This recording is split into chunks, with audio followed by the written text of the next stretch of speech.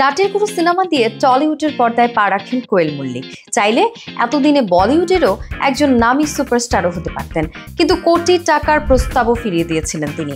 কোয়েলের কারণেই আজ বলিউডের সুপারস্টার হয়েছেন কঙ্গনা রানাওয়াত। বলিউডে কোয়েলের ছেড়ে দেওয়া ছবি করেই কঙ্গনা ইন্ডাস্ট্রিতে প্রবেশ করতে পেরেছিলেন।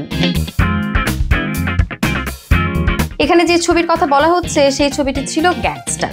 ছবির নির্মাতারা কোয়েলকে এই ছবির নায়িকা হিসেবে ভেবেছিলেন। কোয়েলের কাছে যখন প্রস্তাব নিয়ে আসা হয় তখন তিনি তা প্রত্যাখ্যান করেন এই কারণে যে ছবিতে বেশ কিছু ঘনিষ্ঠ দৃশ্য রয়েছে। ছবিতে ঘনিষ্ঠ দৃশ্য করা নিয়ে তার আপত্তি রয়েছে বরাবরই। বলিউডের ক্ষেত্রেও তার অন্যথা হয়নি।